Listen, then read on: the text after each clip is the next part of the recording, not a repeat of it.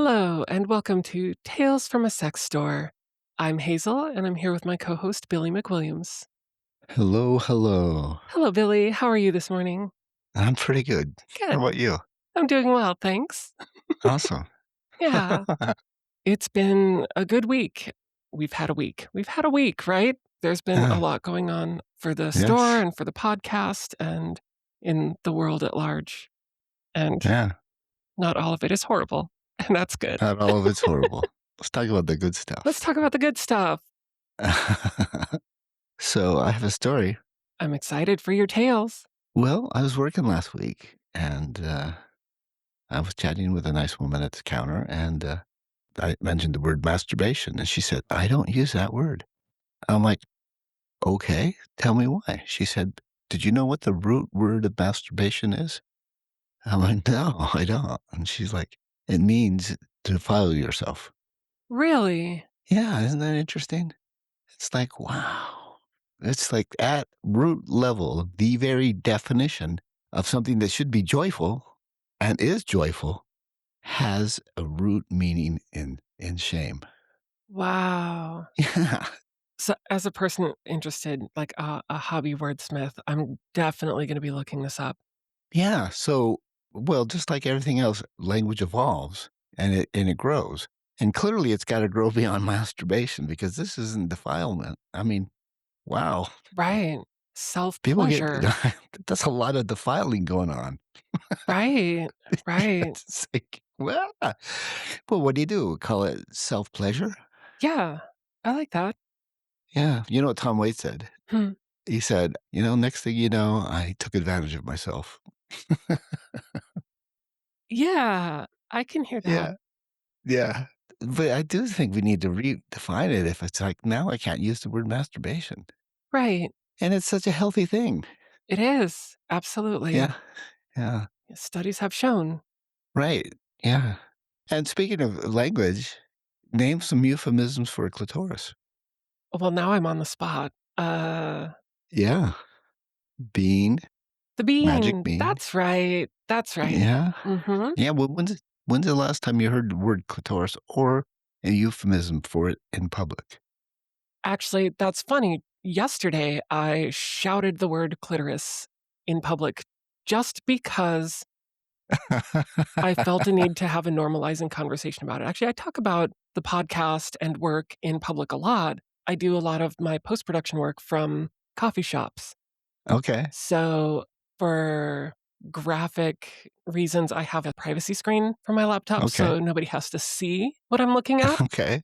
Sure. But when I'm there, like body doubling with friends, because we, remote workers together, we often discuss what we're working on. And so I talk a lot about, sex and sexuality and the clitoris and things like that at coffee shops. Right. And I am a loud person. Clitoris, Yeah. or And is it clitoris? right, right. And that was it. And it was like, is it clitoris or clitoris? And I was like, yes, Yeah. clitoris.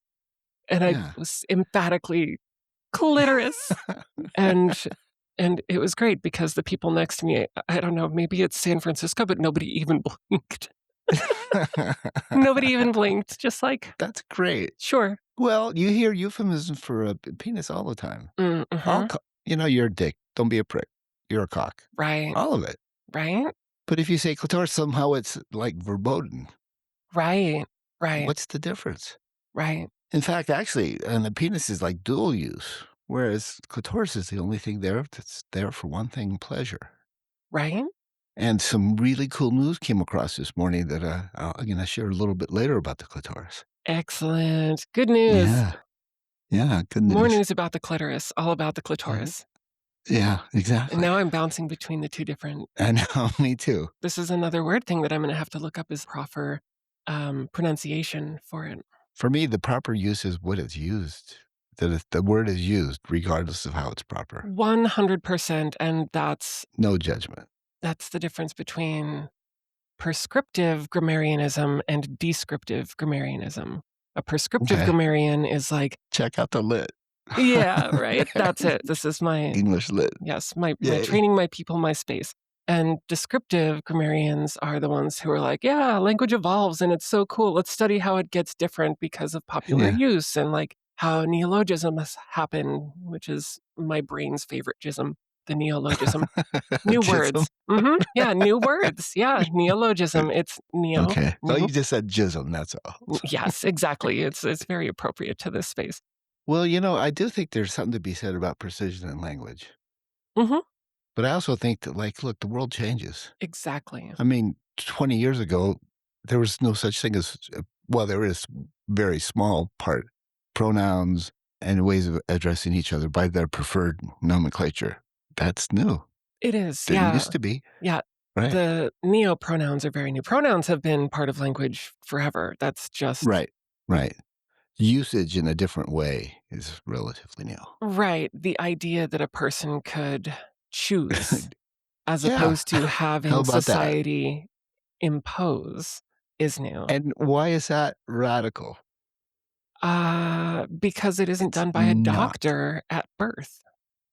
Yeah. I could get into a whole Yeah. thing Oh, about, yeah. Oh, yeah. non-consensual gender choices made by doctors at birth. Yeah. Yeah. They didn't Yeah. even tell parents if a person Yeah. was born with multiple gender characteristics, They would just say, "Well, it's this or that." they'd make a decision, and then they would do a surgery on the spot, well, they in the other room so that the parents didn't freak out, and then they'd come back and they'd be like, "Well, your baby had a problem, but we fixed it." And there's a whole medical history of, I read word today, medical misogyny. oh, so much of that. Yeah.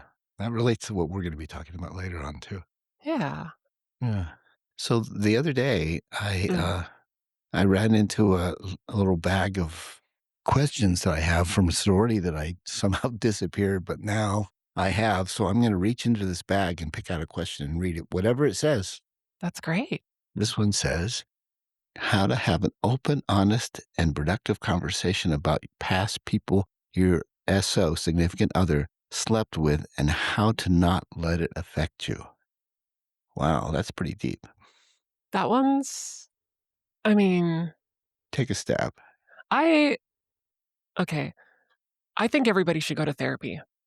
Full stop. Yeah, I think that going to therapy should be more common than going to the right, dentist. right. And I think that everybody should go to the dentist more often than they probably do. So, Both of those are correct. Yeah. right, 'Cause that way you work through those feelings with somebody who's objective. exactly. The reason I Yeah, say that before going in any further is there's no trick that you can do to just be okay with yeah, the idea that your partner has been with other people. If that's yeah, not part and of what they your did. Yeah, right, because it rolls around in your brain.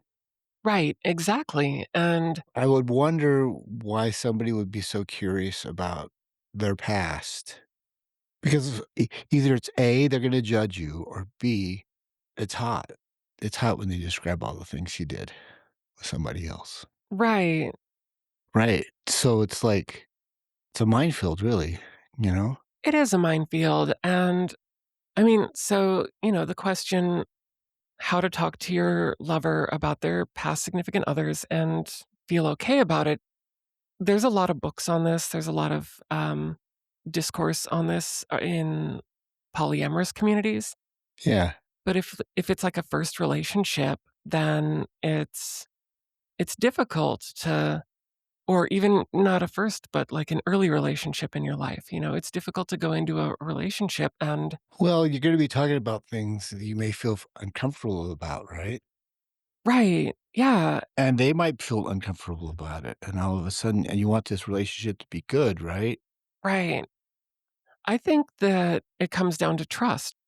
You need to put your like, if you've chosen this person, if you trust yourself that you have chosen a person that is trustworthy and healthy for you, then you need to trust that you can have this conversation and if you need to, be able to take space to step away and process and allow them to do the same, and then come back together and talk it out again. And just do that over and over until you come to a Right. place of comfort. And that's how you build a strong foundation.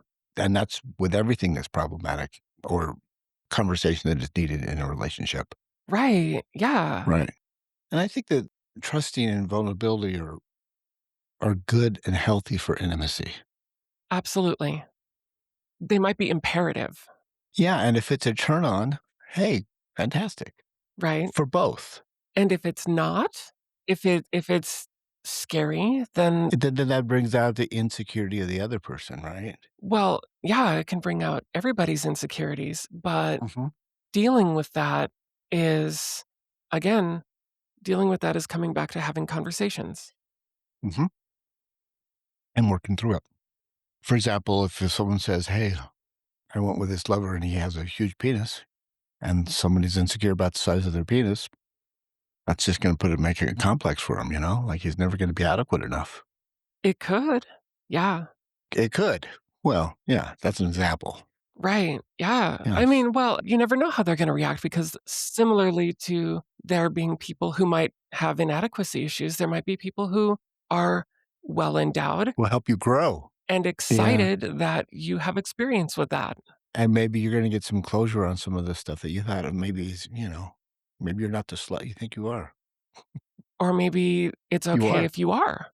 Yeah. Yeah. And that's exciting and a positive thing. And it should be. And it should be. Right. Yeah. Yeah, the numbers thing is it's a shame tool for people who exist in purity culture, right? Oh, for sure. You had brought this up a while ago where men protect their partners by not talking about their sexual Right. exploits Right. because they are excited by them, but ashamed about what the outside perspective might be of that. And so they have Yeah. their like And they call it chivalry. they call it chivalry, right? And Yeah. so that can go both ways. Right. I have shame about my partner having had previous Yeah. relationships because of us both not being pure. Yeah. Or, Yeah, the other part of it is like, look, everybody's got different things in relationship, and that it doesn't even have to include sexuality. It can include basic communication. You're not going to be all things to everybody right, in the best way. Sometimes someone's going to give you this mind-shattering orgasm, but you have a toxic relationship with them otherwise, and that's going to be the end of that relationship. right. So it's like, so I guess probably at root level, communicating with your partner and developing trust. Yes. Yeah. And then, yeah, And sitting with your discomfort. yeah, that's okay. Hmm. It's okay to feel that way. And I think when you started off with therapy, I think that was a great idea. I mean, couples counselors are there for a reason. And Yeah. these are some more notes from sororities, right? Yeah. Hmm. They have Yeah. counselors on Yeah. campus that are included in, your tuition costs, and you can go talk to them Yeah. about relationships. They've heard it all Right. And if you're not at, say, the university, there are interns who do therapy for low cost or free. from the university. Mhm. And the Help Center also has a list of the Bozeman Help Center has a list of counselors and sliding scale for that. There are resources. If you don't think you have resources, there are resources to help. Right. Yeah. And if you're not in Bozeman, you can just do a Google search for They're out there. It's mhm. out there. Yep, Yeah. check your local community health Yeah. centers, your community clinics. They'll have it. You don't have to live in misery. Nope. Yeah. Yeah. And I think that anything that develops more trust with your lover is a good instinct. Yeah. Right. And it's a huge red flag if you can't have that conversation with your lover. Right. Right. And then that leads to other parts of the relationship too. Yeah. And the other part about it is like sometimes going into it, you have a feeling like, oh, this means that or that means this. And it's like, that doesn't necessarily have to be the fact. Right. It could be. It could be something completely and utterly different, which would lead into a nice conversation about, oh, ooh, this is the turn on. Right. Yeah, this gets me hot. Exactly. Yeah, yeah, Yeah. yeah, you did that. Way to go. Right? For sure. And, And that's compersion. Compersion is that thing where you feel joy at the pleasure that other people experience for themselves, Right. whether or not you're involved, right? And compersion Right. is the thing that I love that word. it's such a great word. Yeah. It's the thing that allows you to love another person, Unconditionally. right, and while they're experiencing love from other places besides you. Yeah. Why does it have to be this? It could be that or that. And compersion can start at this like, if you're gonna try and build compersion in yourself, Mhm. you can start with something as small as being really excited that your partner is eating their favorite food. Right. They have pleasure. They have pleasure, and you're excited for them for that. And you get excited that somebody finds them desirable.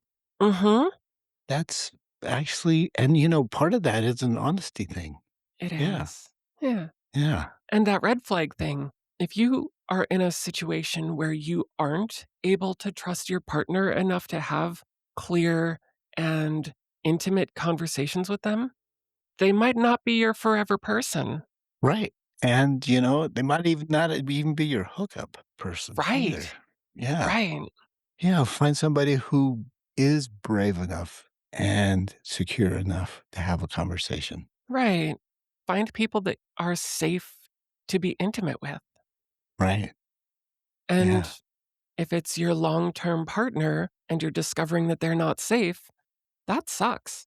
Yeah. But it also happens and you will survive it. And And you will find a way to work through it. Right. especially in a sorority environment, you are surrounded by your sisters. They will take care of you, Right. they will help you find your muchness.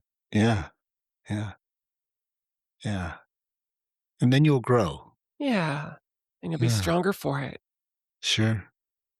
Do you have any more questions lined up by chance? Pulling it out. Why are condoms so uncomfortable slash burn and how to have safe sex without them? That, honestly, that sounds to me like a latex allergy. Yeah. Yeah. Could be. Like, Could be. I've anyone who has Especially a the latex burn. allergy, yeah, the burning part, that is very indicative of a latex allergy. I would try Polyurethane or polyisoprene. And that would be, we carry both.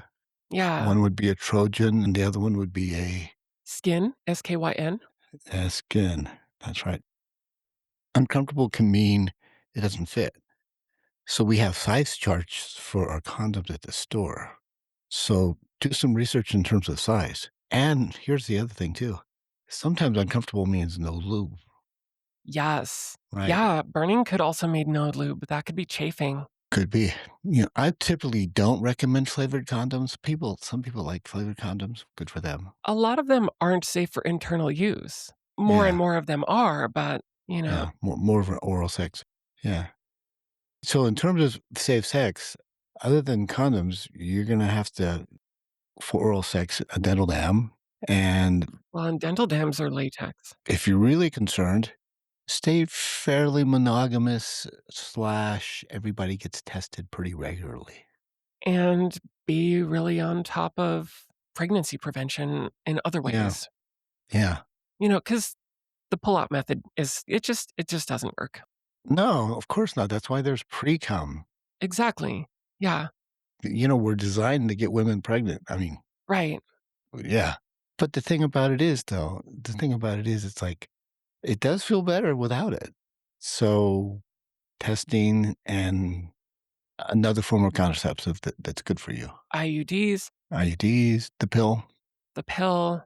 Yeah, vasectomy, of course. And then, of course, vasectomy is a really good one. and the unicorn, the male contraceptive, The what? the unicorn. The unicorn?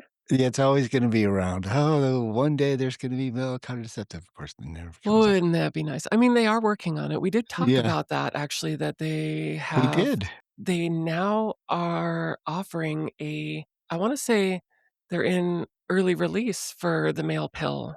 Yeah, And then that's on top of the conversation that we had about the little plug yeah. injection that they can I do, love right? that In the one. vas That one's deferens, just so fucking simple. right? Yeah, 2 Yeah, years, no worries. Small injection yeah, in the vas deferens. yeah. Boom. It will make a vast difference. It'll make a vast difference. That's great. Uh, That's really yeah, good. It will yeah, make a well, vast difference.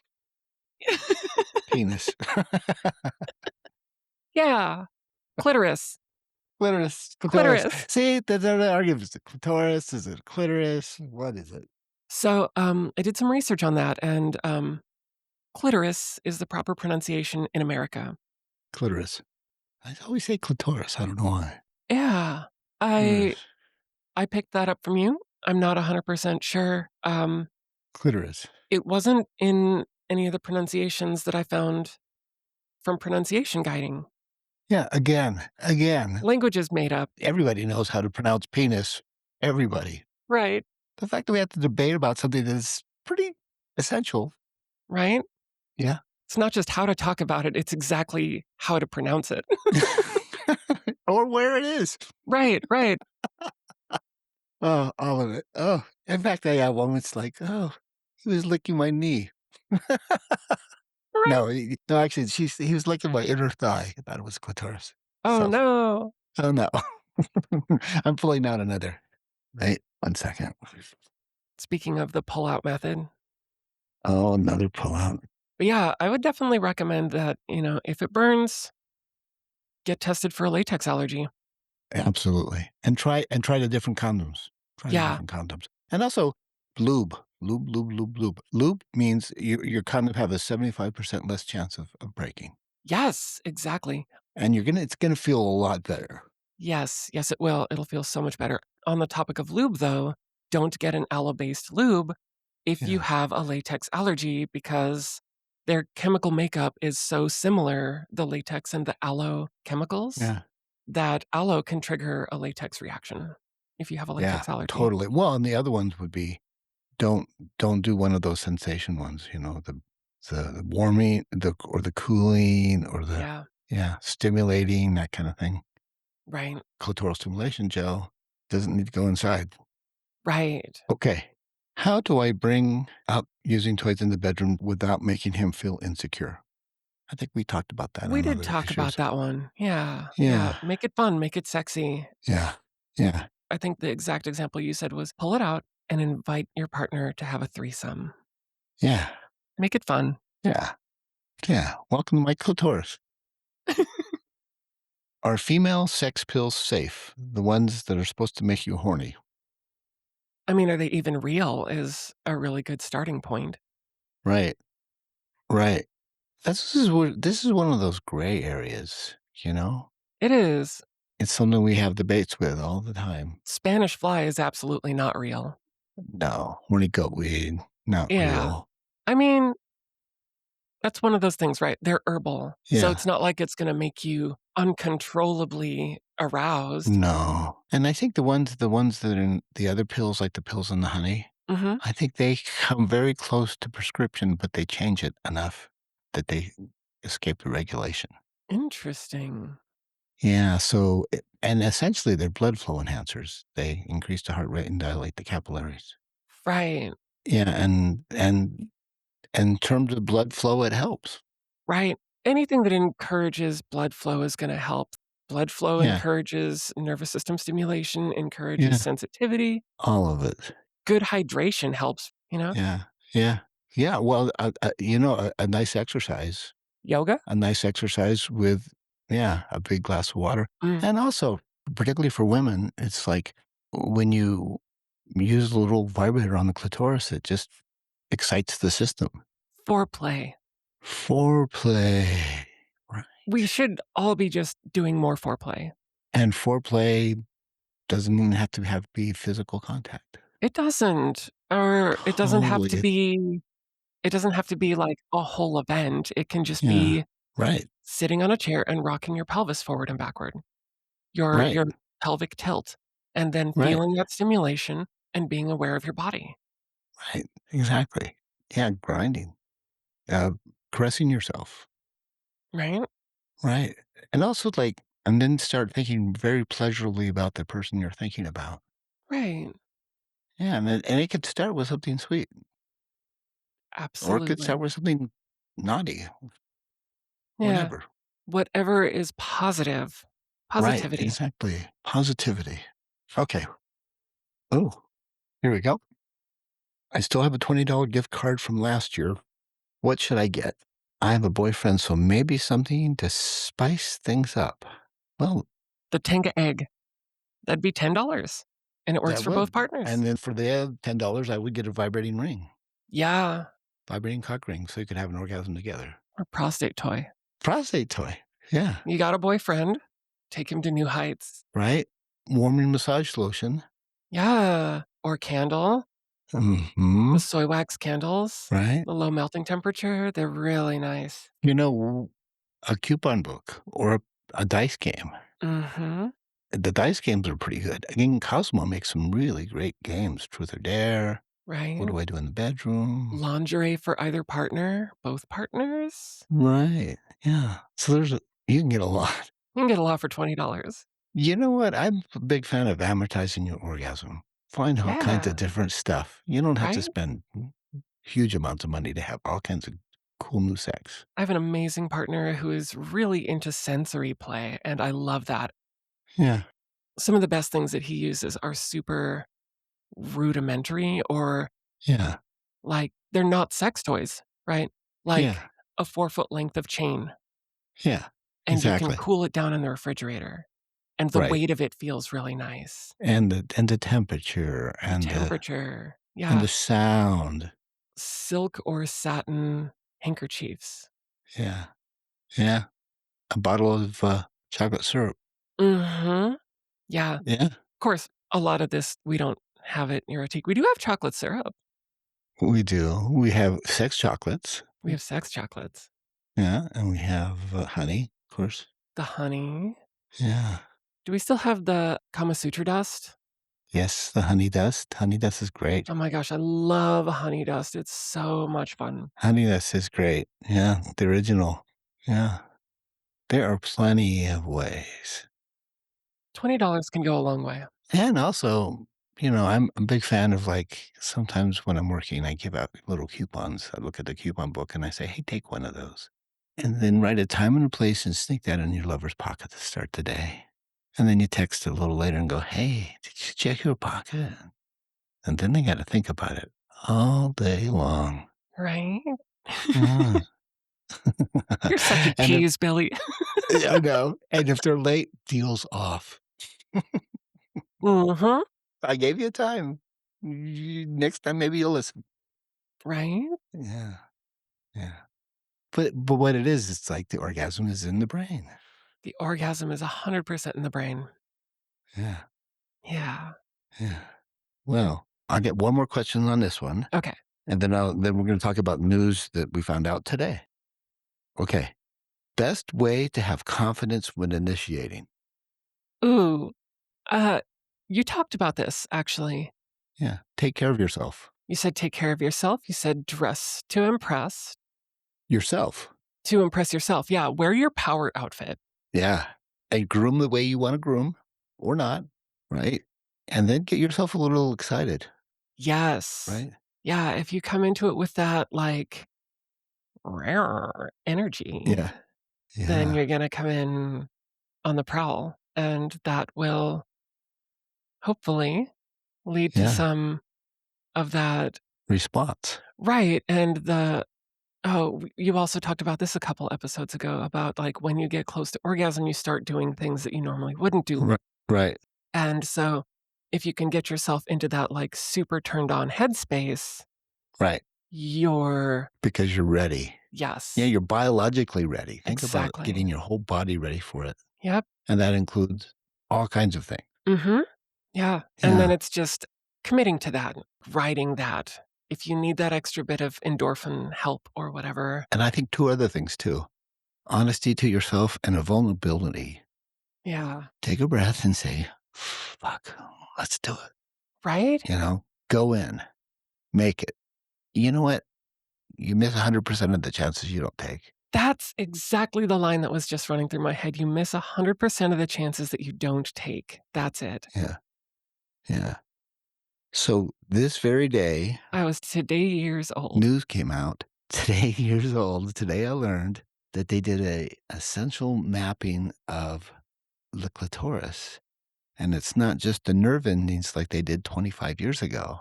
They mapped the flow of water molecules, moisture, and they found out that a few things. The first thing they found out was the glands of the clitoris, the 10 cent, the little thing that pokes out. The bean. It's only 10% of the clitoris. That dorsal nerve goes all the way there. So it is mainlined. They used to think it kind of petered out before it got to the clitoris. Not true. Mm. And a lot of the nerves and all of the moistures are in the inside. And it's also on the labia and the hood over the glands. So all of that It extends up to the mons pubis, too. precisely goes right to the mom pubis, yeah. And there's major blood and moisture deeper inside the pelvis. So it's Yes. essentially an interior erection, right? And you can feel that. Right. And that's when they said medical misogyny. It's like, Yeah. yeah. And they also said, the scientists, like, look, an orgasm is healthy. An orgasm is healthy. Pleasure for women is healthy. And one of the things they were using as a basis was female genital mutilation. So when you're reconstructing after that, think about that. You know how many women have had female genital mutilation? Take a guess. I am terrified to guess. You will be shocked. I am. 250 million women. Ugh. The clitoris is so valuable that they're going to lop off 250 million clitorises. That is as barbaric as anything I've ever heard in my life. Yeah. Yeah. Isn't that crazy? It And is. it's crazy that it's still going on. And it's crazy it's still Right. going on in the United States. Oh my gosh. Yeah, Yeah. that's mortifying. Yeah. Well, yeah. All I can say is let's have more orgasms and have more pleasure with the clitoris Yeah. and work through it. I can't believe that, like, the pleasure of women is somehow dangerous. Right? Yeah, Yeah. that medical misogyny, they've had the entire structure of a man mapped for so long, Right. and 2026. 2026. Today. Ah, Yeah. And women scientists were the ones who did it. of course they Of were. course. Right, Right. Which, yeah. and this was published by the first female urologist in Australia. Yeah. How about that? Props to that. So that misogyny extends to, like, medical glass ceilings for women having access to the jobs in the first place, Right. Exactly. right? 1995 was the first time the clitoris showed up in, what was it, the Grey's Anatomy? Yeah. The 38th edition of Grey's Anatomy, 1995, was when the clitoris first showed up in a Wow. medical book. 1998 was the first time that it was mapped, but it was not a comprehensive mapping like it was. No, actually, they first said it had the clitoris had 8,000 neurons. It actually has 11,000 neurons. Mhm. And with this new study, it shows how deep it goes in. Even though I think it's adding color to it, I don't think it like manifestly changes the essential structure. It just strengthens the good information that came out. And we didn't know, like, we knew the root structure, but we didn't realize how diverse that more complete structure was. We didn't know that, I mean, maybe people who have clitorises, natal clitorises, could tell because it's their bodies, and Right. they would know that, like, there was some sort of dissonance between what they were being told by medical professionals Right. and what they were Right. experiencing in their This is what bodies. my body's telling me. Mhm. Yeah. Right. Yeah. But at large, people under these myths that the clitoris is the only place for pleasure, and it's like, well, but there's the mons pubis, there's the labial structure, there's the hood, there's, Yeah. Yeah. the G It, spot, and again, you talking about how you can feel it become erect, right? right. You can feel the G spot grow more firm as it Right. gets more blood flow, as it becomes excited. Had to get more moisture, all of it. Mhm. Yep, you can Yeah. see, maybe not all the time, all bodies are different, but Yeah. you can see the clitoris become erect Yeah. and Well, protrusive. when I'm lecturing on sex, I say, look, men are one stage creature. Blood goes down, they're ready to go. One Mhm. stage. Women, blood's got to go down, and the woman's got to warm up, and they've got to moisten up. Mhm. And and then they also have to say, before any of this happens, I'm going to let somebody into my body. Right, which is a muscle relaxant thing. Right. So all of those things take time, and then men are ready to go, and women are like, that's why we need foreplay. That's why we need foreplay. Yes. Yeah. And the funny thing about it is that should be intensely pleasurable for a man. Yeah, Yeah. yes. Wouldn't it be nice? Wouldn't it be nice? Yeah, we'll put a link to the story, and there's some really great pictures too, because you can see where the blood flow is and where the nerves are and where the moisture went. And all of a sudden you realize, wow, it's just an amazing piece of anatomy. It's like, wow. Bodies are really cool. Bodies are really cool. And if when we give them the pleasure that they want, we're healthier Yeah, and happier. yeah. Yeah. Endorphins are amazing. And our partners are happier. Right. Everybody's Yeah. happier. Everybody should have more Yeah. orgasms More orgasms and orgasm equality. and orgasmal quality. Yeah. All right, Billy, I think that's our time for today. Thank you so very much for this delicious conversation. Oh, you're a delight. You too.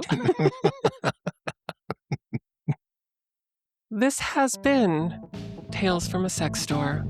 I'm Hazel with my co host, Billy McWilliams. Happy orgasms. Happy orgasms.